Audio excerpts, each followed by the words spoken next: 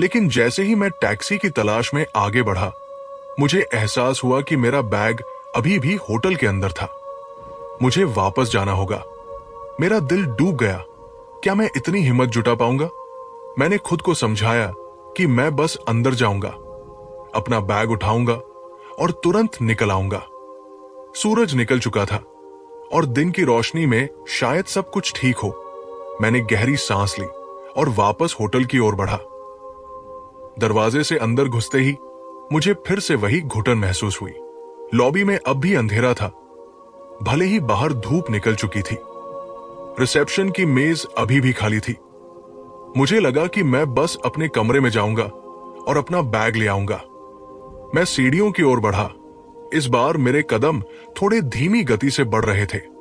मैं हर आहट पर चौकन्ना था। सीढ़ियों से ऊपर चढ़ते हुए मुझे महसूस हुआ जैसे कोई मुझे घूर रहा हो। मैंने ऊपर की ओर देखा। तीसरी मंजिल के गलियारे में मुझे एक लड़की की आकृति दिखाई दी। वो एक युवा लड़की थी जो एक कोने में खड़ी थी। उसका सिर झुका हुआ था। उसकी पोशाक पुरानी शैली की थी और उसके बाल खुले हुए थे।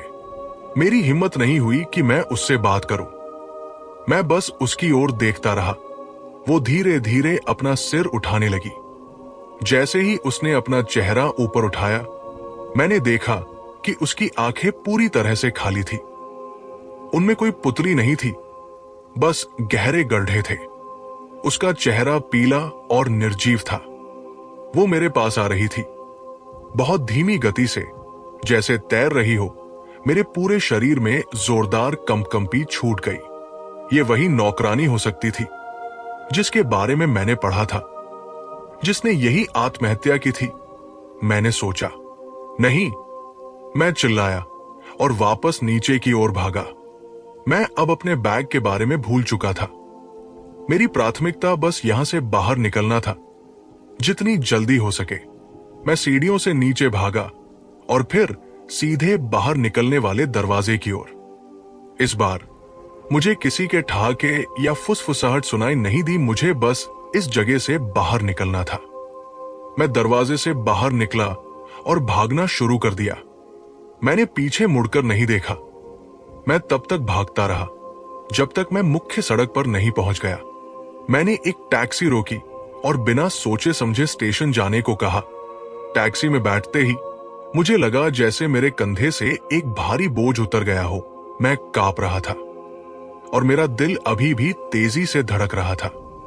टैक्सी स्टेशन की ओर बढ़ रही थी और मैं पीछे मुड़कर द ब्लैकवुड मैनर को देख रहा था, जो अब दूर छोटा होता जा रहा था। मुझे लगा जैसे मैं एक बुरे सपने से बच निकला हूं। मैंने अपनी डायरी निकाली और उसमें अपने अनुभव लिखने लगा, क्योंकि मैं जानता था कि यह कहानी मुझे दुनिया को बतानी थी। लेकिन कहानी अभी खत्म नहीं हुई थी। मुझे नहीं पता था कि द ब्लैकवुड मैनर मेरे पीछे कब तक आएगा। मैंने ट्रेन पकड़ी और लंदन से निकल गया। घर वापस आकर मैं कई दिनों तक डरा हुआ रहा। रात में मुझे उस होटल के भयानक सपने आते थे, कभी उस काली परछाई का, कभी उस बच्चे के रोने का, और कभी उस खाली आंखों वाली लड़की का। मुझे लगता था कि वे मुझे अभी भी देख रहे हैं, कि वे मेरे साथ ही आ गए हैं। मैं कई दिनों तक अपने कमरे से बाहर नहीं निकला। मैंने अपने फोन बंद कर दिए। किसी से बात नहीं की। मुझे लगा कि मैं पागल हो रहा हूं। मुझे हर आवाज डरावनी लगती थी। हर परछाई में मुझे वो भयानक अनुभव याद आता था। एक रात मैं सो रहा था। मुझे अचानक मेरे बिस्तर के पास कुछ महसूस हुआ, एक ठंडी अजीब सी हवा। मैंने अपनी आंखें खोली। कमरे में अंधेरा था, लेकिन मुझे बिस्तर के अंत में एक आकृति दिखाई दी। वो वही काली परछाई थी जो मैंने होटल में देखी थी। मेरी सांसें रुक गई। ये मेरे घर में क्या कर रही थी? क्या ये मुझे होटल से यहां तक पीछा करते हुए आई थी? वो परछाई धीरे धीरे मेरे बिस्तर के पास आई। मुझे लगा जैसे वो मेरा हाथ पकड़ना चाहती है। मेरे शरीर में कंपी छूट रही थी। मैं चिल्लाना चाहता था, लेकिन मेरी आवाज नहीं निकल रही थी। फिर परछाई ने धीरे से अपना हाथ बढ़ाया और मुझे लगा जैसे उसने मेरे माथे को छुआ। वो छूना बर्फ की तरह ठंडा था और मुझे लगा जैसे मेरी सारी ऊर्जा खींच ली गई हो। मुझे लगा जैसे मैं मरने वाला हूं। मैंने अपनी आंखें जोर से बंद कर ली। जब मैंने उन्हें फिर से खोला तो सुबह हो चुकी थी। परछाई गायब थी। मेरा माथा अभी भी ठंडा था, जैसे बर्फ। मुझे पता था कि अब ये मेरा वहम नहीं है। वे आत्माएं मेरे पीछे यहां तक आ चुकी थी। मुझे कुछ करना होगा। मैं जानता था कि मैं इस डर के साथ नहीं जी सकता। मैंने अपने दोस्त, जो एक पैरानॉर्मल इन्वेस्टिगेटर था, उसे फोन करने का फैसला किया। उसका नाम कबीर था। मैंने उसे सब कुछ बताया, होटल के बारे में, मेरे अनुभवों के बारे में और अब घर में जो हो रहा था उसके बारे में। कबीर ने मेरी बात ध्यान से सुनी। वो पहले भी कई ऐसी जगहों पर जा चुका था, लेकिन मेरी कहानी सुनकर वो भी थोड़ा हैरान था। उसने कहा कि यह बहुत गंभीर मामला है और उसे तुरंत मेरे पास आना होगा। दोपहर तक कबीर मेरे घर आ गया। वो अपने साथ कई उपकरण लाया था, ईएमएफ मीटर, वॉइस रिकॉर्डर और कुछ कैमरे। उसने कहा कि वो मेरे घर की जांच करेगा और देखेगा कि क्या यहां कोई अलौकिक गतिविधि है। उसने घर के हर कोने की जांच की। ईएमएफ मीटर पर कई बार तेज रीडिंग आई, जिससे पता चला कि यहां इलेक्ट्रोमैग्नेटिक फील्ड में असामान्यताएं थी। वॉइस रिकॉर्डर पर कुछ अस्पष्ट आवाजें रिकॉर्ड हुई, जो धीमी फुसफुसाहटों जैसी थी। रॉबिन, कबीर ने कहा, तुम सही थे। तुम्हारे साथ कुछ अलौकिक है। वे आत्माएं तुम्हारे पीछे आ गई है। मेरे पूरे शरीर में फिर से सिहरन दौड़ गई। मैं पहले ही ये जानता था, लेकिन कबीर के मुंह से ये सुनकर मुझे और ज्यादा डर लगा। हमें वापस उस होटल में जाना होगा, कबीर ने कहा। मुझे लगता है कि वही जगह इस सब की जड़ है। हमें वहां जाकर इन आत्माओं के बारे में और जानना होगा और उन्हें शांति दिलाने की कोशिश करनी होगी। मुझे यह सुनकर झटका लगा। वापस उस होटल में जहां मैंने इतना भयानक अनुभव किया था, मेरी हिम्मत नहीं हो रही थी। मैं नहीं जा सकता, मैंने कहा। मैं वहां एक पल भी और नहीं रुक सकता। तुम्हें जाना होगा, रॉबिन, कबीर ने समझाया। अगर तुम इन आत्माओं से छुटकारा पाना चाहते हो तो हमें उनकी कहानी को समझना होगा। वे तुम्हें परेशान करती रहेंगी जब तक कि तुम उनकी मदद नहीं करोगे। कबीर की बात में सच्चाई थी। मैं जानता था कि मैं इस डर के साथ हमेशा नहीं जी सकता। मुझे अपने डर का सामना करना होगा। मैंने गहरी सांस ली और हाँ कर दी। अगले दिन हमने द ब्लैकवुड मैनर वापस जाने की तैयारी की। कबीर ने कुछ किताबें और लेख पढ़े, जिनमें लंदन के भूतिया स्थानों के बारे में जानकारी थी। उसे कुछ और कहानियां मिली जो द ब्लैकवुड मैनर से जुड़ी थी। एक कहानी एक धनी व्यापारी के बारे में थी, जिसका नाम थॉमस ब्लैकवुड था। उसने 19वीं सदी में यह होटल बनवाया था। उसकी एक बेटी थी जिसका नाम एमिली था। एमिली को होटल बहुत पसंद था, लेकिन वो एक रहस्यमय बीमारी से पीड़ित थी और कम उम्र में ही उसकी मौत हो गई। लोग कहते थे कि एमिली की आत्मा आज भी होटल में घूमती है, खासकर तीसरी मंजिल पर जहां उसका कमरा था। क्या वो वही बच्चा था जो रो रहा था और वो खाली आंखों वाली लड़की? एक और कहानी एक पुराने कर्मचारी के बारे में थी जो होटल में आग लगने से मर गया था। आग की घटना बहुत पहले हुई थी, लेकिन लोग कहते थे कि उसकी आत्मा अभी भी होटल में घूमती है और कभी कभी धुएं की गंध आती है।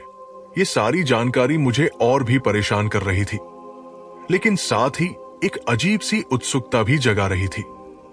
मुझे इन कहानियों के पीछे की सच्चाई जाननी थी। हम फिर से द ब्लैकवुड मैनर पहुंचे। इस बार सूरज पूरी तरह से चमक रहा था, लेकिन होटल में अभी भी वही उदासी और खामोशी थी। लॉबी में बूढ़ा आदमी फिर से रिसेप्शन पर बैठा था। उसने हमें एक नजर देखा। उसकी आंखों में कोई भाव नहीं था। हम यहां रिसर्च के लिए आए हैं, कबीर ने कहा। हमें होटल के इतिहास के बारे में कुछ जानकारी चाहिए। बूढ़े आदमी ने कोई जवाब नहीं दिया, बस हमारी तरफ देखता रहा। क्या आप हमें बता सकते हैं कि यहां क्या हुआ था? कबीर ने पूछा। बूढ़े आदमी ने धीरे से अपना सिर उठाया और एक लंबी ठंडी सांस ली।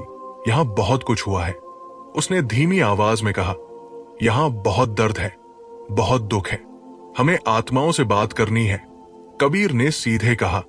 बूढ़े आदमी की आंखों में एक पल के लिए डर की चमक दिखाई दी। आत्माएं, वे आपको जाने नहीं देंगी, उसने फुसफुसाया। वे यहां हमेशा से हैं। हमारा कमरा 307 है। मैंने कहा, क्या वो वही कमरा था जहां एमिली रहती थी? बूढ़े आदमी ने अपनी आंखें बंद कर ली और सिर हिलाया। हां, वो उसका कमरा था, उसने कहा। उसकी आत्मा अभी भी वहां है। हम दोनों एक दूसरे को देखने लगे। मुझे पता था कि हम सही जगह पर थे। हमने अपने उपकरण उठाए और सीढ़ियों की ओर बढ़े।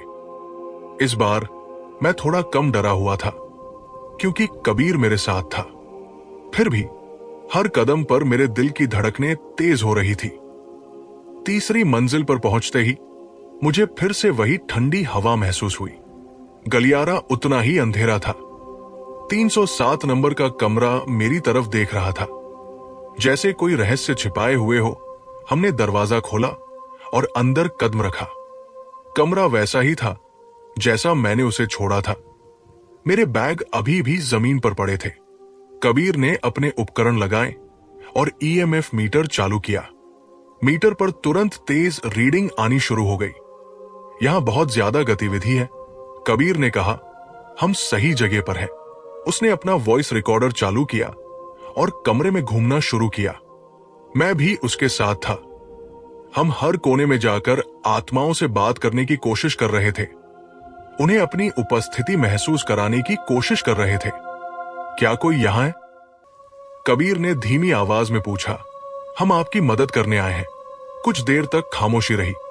फिर मुझे कमरे के कोने से एक धीमी फुसफुसाहट सुनाई दी। जाओ।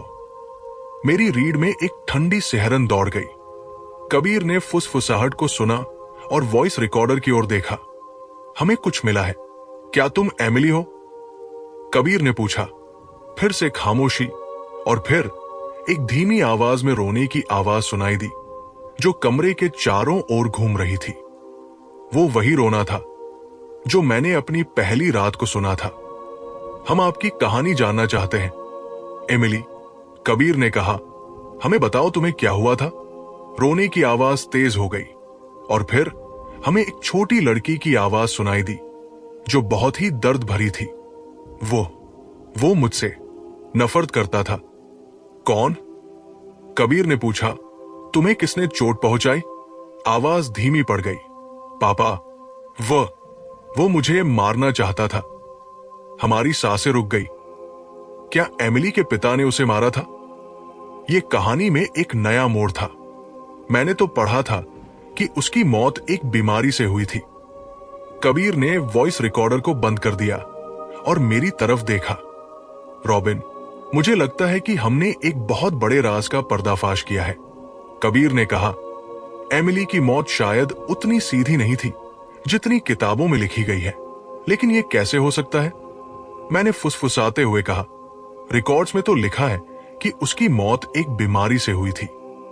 रिकॉर्ड्स को बदला भी जा सकता है, कबीर ने जवाब दिया। और आत्माएं कभी झूठ नहीं बोलती, खासकर जब वे इतनी पीड़ा में हो। हमें होटल के इतिहास में और गहराई से उतरना होगा। उम्मीद है आपको कहानी का पहला हिस्सा खूब पसंद आया होगा। मुझे पता है आप सब इंतजार कर रहे होंगे कि आगे क्या हुआ। तो इंतजार किस बात का? पेश है इस लंबी कहानी का दूसरा हिस्सा। सुनते रहिए, क्योंकि कहानी तो अभी शुरू हुई है। हमने तय किया कि हम रात भर होटल में रुकेंगे। ये एक खतरनाक फैसला था, लेकिन हम सच्चाई का पता लगाना चाहते थे। हमने बूढ़े रिसेप्शनिस्ट से पूछा कि क्या होटल में कोई पुरानी लाइब्रेरी या अभिलेखागार है। उसने एक लंबी संकरी सीढ़ी की ओर इशारा किया, जो लॉबी के एक छिपे हुए कोने में थी। नीचे तहखाने में, उसने धीमी आवाज में कहा। वहां पुराने रिकॉर्ड्स मिल सकते हैं।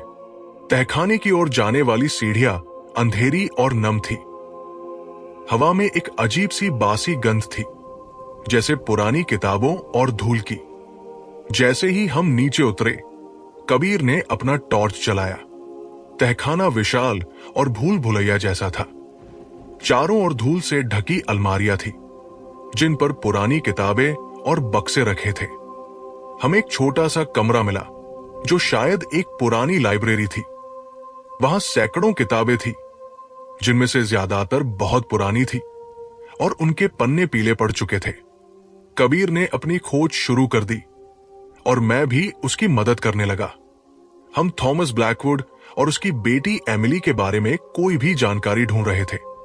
घंटों तक हम पुरानी फाइलों और किताबों को खंगालते रहे। धूल और मकड़ी के जालों ने हमें परेशान कर दिया था। आखिरकार कबीर को एक पुरानी जीर्ण शीर्ण डायरी मिली। वो थॉमस ब्लैकवुड की डायरी थी। डायरी के पन्ने पीले पड़ चुके थे और उस पर लिखावट पुरानी शैली की थी। कबीर ने डायरी खोलना शुरू किया और हम एक एक पन्ना पढ़ने लगे। डायरी में थॉमस ब्लैकवुड के विचार और भावनाएं दर्ज थी। शुरुआती पन्ने सामान्य थे, होटल के निर्माण, व्यापार की बातें। लेकिन जैसे जैसे हम आगे बढ़े, डायरी का स्वर बदलता गया।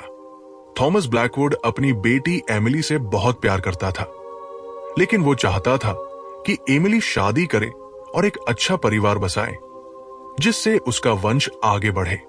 लेकिन एमिली एक स्वतंत्र विचारों वाली लड़की थी, जिसे शादी में कोई दिलचस्पी नहीं थी। वो पढ़ना लिखना और यात्रा करना चाहती थी। थॉमस को यह सब पसंद नहीं था। वो चाहता था कि उसकी बेटी उसके फैसलों का पालन करे। डायरी में यह भी लिखा था कि एमिली को एक गरीब कलाकार से प्यार हो गया था। यह बात थॉमस को बिल्कुल पसंद नहीं आई। वो एक धनी परिवार में अपनी बेटी की शादी करवाना चाहता था। उसने एमिली को उस कलाकार से मिलने से रोक दिया और उसे कमरे में बंद कर दिया। एमिली इस बात से बहुत दुखी थी। जैसे जैसे हम डायरी के अंतिम पन्नों पर पहुंचे, मुझे एक भयानक सच्चाई का पता चला। थॉमस ब्लैकवुड अपनी बेटी के प्यार और उसकी अवज्ञा से इतना नाराज था कि उसने उसे होटल के तहखाने में ही एक गुप्त कमरे में बंद कर दिया था। डायरी में उसने लिखा था कि वो चाहता था कि एमिली अपने प्यार को भूल जाए और उसकी बात मान ले। वो उसे तब तक वही रखने वाला था जब तक वो राजी न हो जाए। आखिरी पन्ने पर थॉमस ने लिखा था कि एमिली बीमार पड़ गई थी और उसने उसकी देखभाल नहीं की, ये सोचकर कि वो नाटक कर रही है। कुछ दिनों बाद एमिली की मौत हो गई। थॉमस ने अपनी बेटी की मौत को छुपाने के लिए उसे बीमारी से मरा हुआ घोषित कर दिया और उसकी लाश को होटल के पीछे एक गुप्त जगह पर दफना दिया। तो दोस्तों, ये था इस कहानी का दूसरा भाग। इस सस्पेंस वाली कहानी का अगला भाग अगली वीडियो में, इसलिए इस चैनल को सब्सक्राइब कर लें ताकि आने वाली वीडियो का नोटिफिकेशन आपको मिल सके। इस वीडियो को लाइक और शेयर करना न भूलें।